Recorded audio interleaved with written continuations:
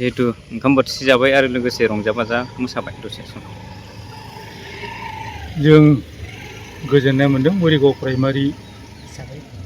नि जानानैहाय दिनै जों बरिगाव प्राइमारिनो लागै जोंनि धोनस्रि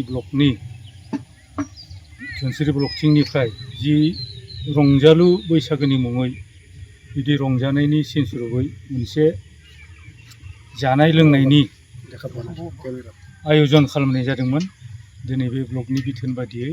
दिनैनि अक्ट'आवहाय जोंनि बे बरिगाव प्राइमारिया दिनै जोंनि VCDC अफिसावहाय जोंनि गासै प्राइमारिनि मावथिजों लोगोसे जोंनि गासै 9टा रेभिनिउ भिलेज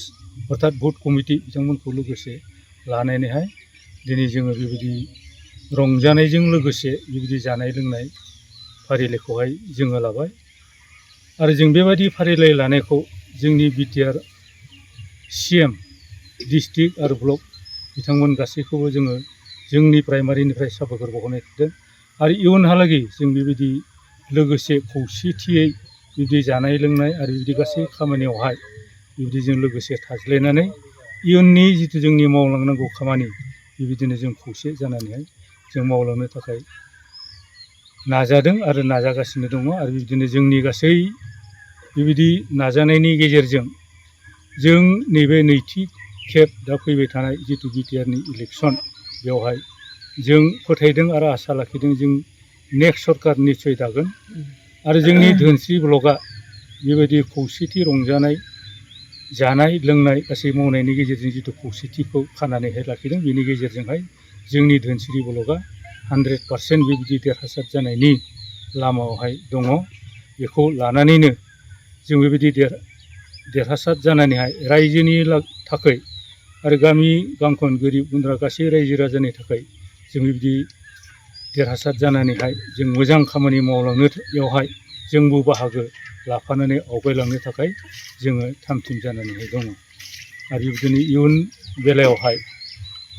जाय बेक्तिफ्रा दिनै नैबे रंजालु बैसागोनि मुङाव जिथु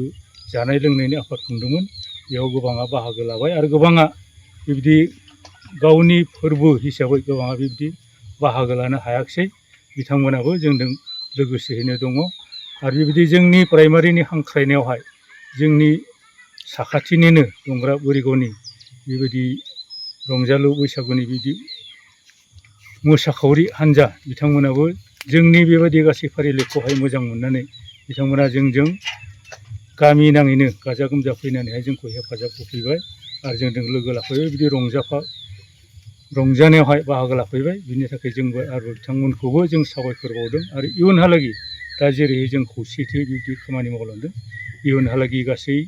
रायजो राजाफ्रा जोंजों लोगोसे थानानैनो जों आवगायलांगोन बेखौनो आं बुंनानै दिनै बरिगाव प्राइमारिया दसे सम बैसागो रंजाबाय आरो बोथिसे ओंखाम जानाय हाबाफारि लाबाय मा बुंगोन बिथाङा? बे समाव नोंथांमोनखौ जों बरायबाय मानो होनोब्ला दिनै बिटिआर सोरखार आरो बेराफारसेथिं नं 37 धोनस्रि ब्लक बेराफारसेथिं जिल्ला उदालगुरि जिल्ला UPLनि बिथोन बायदियै जों दिनै नैबे जोंनो बैसागु समायाव जि जोंनो प्राइमारिफोरनो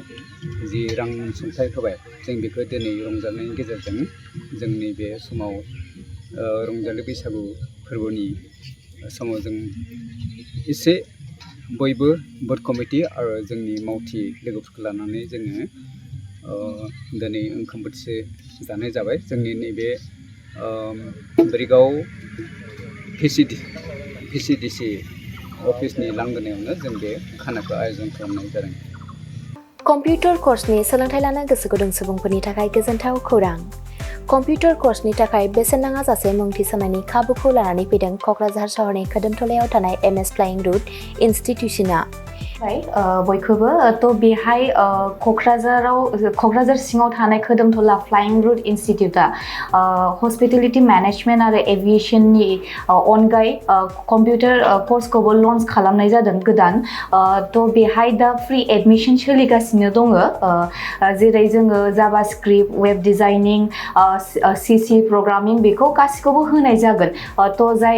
जायफोर केन्डिडेटफोरा गोसो दङ बेहाय माने थाबैनो रेजिस्ट्रेशन खालामनो हागोन एडमिशन फ्रि सोलिगासिनो दं एभिएशन आरो हस्पिटेलिटी मेनेजमेन्टनि फोरोंथाय होबोबाय थानायजों लोगोसेनो देग्लायनिफ्राय लानानै फैबावदों क'क्राझारनि MS फ्लाइं रुट इनस्टिट्यूशनआ कम्पिउटारनि कर्स आखा-फाखा रोंगौसार फोरोंगिरि आरो मोजां खाबु थानाय बे फसंथानाव VCDCA, DCA, CCA, JavaScript, web designing, CC programming, Illustrator, stenography with typing बायदि बायदि कम्पिउटार कर्सफोरनि फोरोंथायखौ नोंथांमोननो होनो थाखाय बे समाव नेनानै दङ क'क्राझारनि खोदोमथलायाव थानाय MS फ्लाइं रुट इनस्टिट्यूशनआ गोदानै जागायनो लानाय कम्पिउटार कर्सनि थाखाय बे समाव MS फ्लाइं रुट इनस्टिट्यूशनआव गिबि खेबनि थाखाय मुं थिसनगिरिफोरा बेसेन होनाङालासे मुं थिसननायनि खाबुखौ मोननो हागोन थारैनो नोंथाङाबो कम्पिउटारनि गियान सोलोंनो गोसो दङ नामा जुदि गोसो दङ अब्ला गोबाव खालामाजासे क'क्राझारनि MS फ्लाइं रुट इनस्टिट्यूशनआव सुलाद लानो थाखाय नोंथाङा 9394796813 एबा 8099554765 जानबुं अनजिमायाव फोनांजाब खालामदो